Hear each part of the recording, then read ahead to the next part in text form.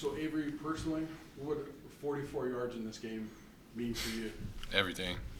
I don't really want to talk about it too much, but that's been on my mind a lot. That would mean a lot to me. I know it's been a while since there's been a 1,000-yard back. I think it's like 2017. And for me, that's always been like a personal goal. I remember my first meeting with Coach Norvell back in Nevada. I told him, I was like, because he made us like write down like all our goals. And I remember asking my running back coach at the time, Vi Tua, he's like a big Hall of Famer in Nevada. And I was like, does Coach Norvell, has he ever had a 1,000-yard back? He's like, no. And I remember telling Coach Norvell, I want to be your first as a head coach. So it'd be really cool for me to, check that off my checklist. So, yeah.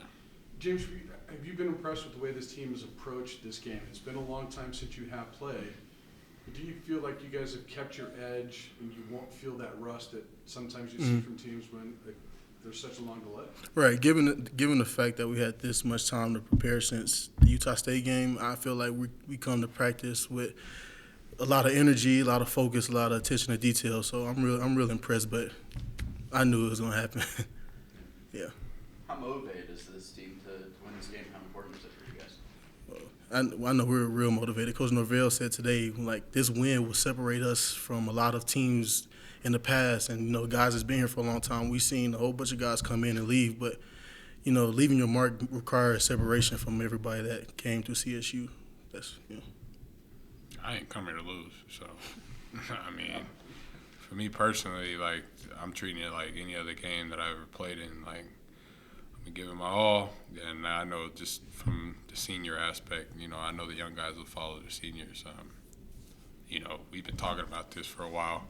We were short of our goal from the championship, but I mean, we could still win a ring, and that's on everybody's mind. Hopefully, I'm hoping that. I know it's been on my mind. I know there ain't been no jewelry around here in a while, so let's go ahead and check that off the checklist too. Is it kind of a weird process right now in terms of trying to prepare for the postseason? There's obviously like the transfer portal stuff. There's just so much happening. It's kind of chaos. I mean, me personally, I got a week left, so I haven't even thought about any of that. I don't care. I mean, I know who my teammates are, and everybody who's here is all that matters to me personally. What's that anticipation like going through that kind of 3-week practice window, waiting for the bowl games?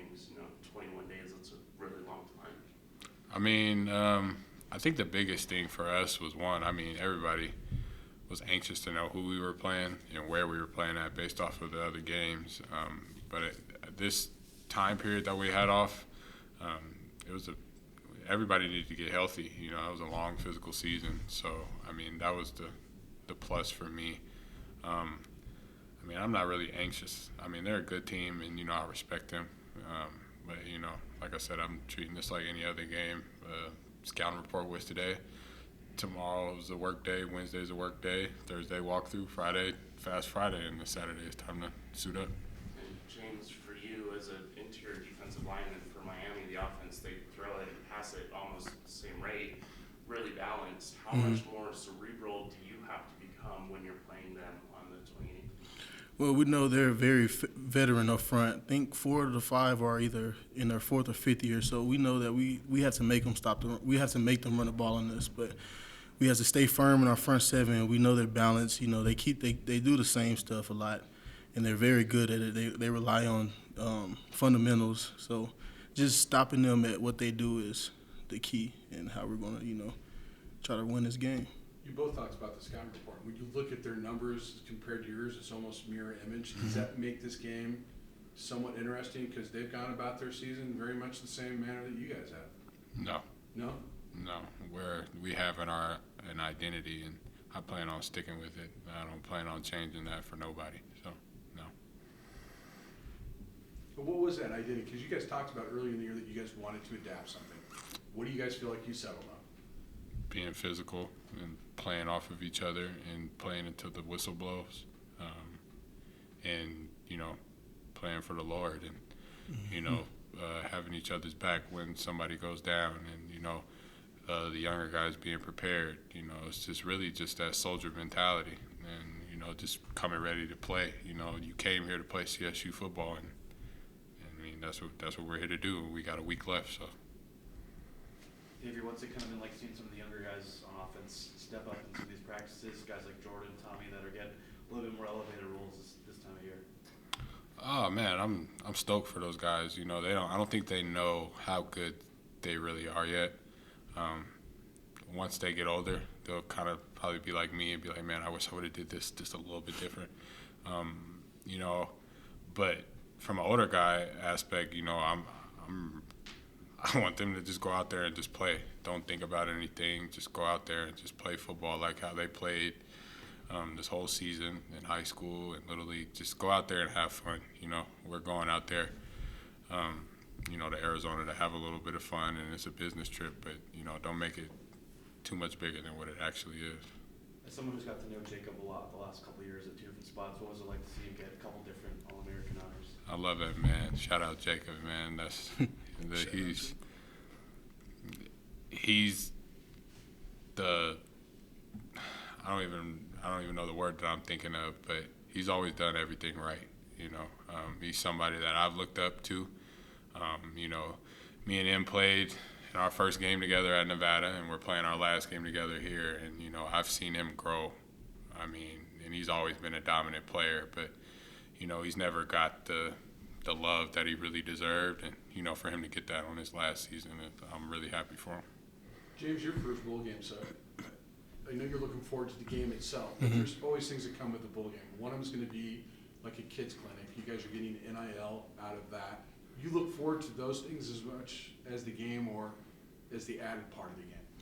Just a little bit added part of the game. You know, we're looking for the game itself, just looking forward to that. But, you know, it's always nice to know that, you know, doing a little bit of a community service and all the little activities. But that's something to look forward to, but not as much as the game, in my opinion. Yeah. James, on the defense side of the ball, there's a lot of veteran guys on this team. I mean, how much have guys like Henry, Chase, Jack just been so vocal through these practices and just making sure everybody is ready and kind of knows the stakes of what this could be? Yeah, they're very vocal. I told them the other night at dinner that I'm proud of them for being who they are, as far as being vocal, being able to talk in front of our team, being vulnerable. Sorry, that's but yeah, I just told them that, you know, keep doing what you do, let that carry over, you know, in life. But I told them I'm proud of them, and the young guys really see where it comes from. It's, being an older guy, you know, comes from just a lot of hard work and dedication. So that what helps them be vocal, you know, for the team. Avery, you touched on it a bit, but like you feel a little bit better from the break.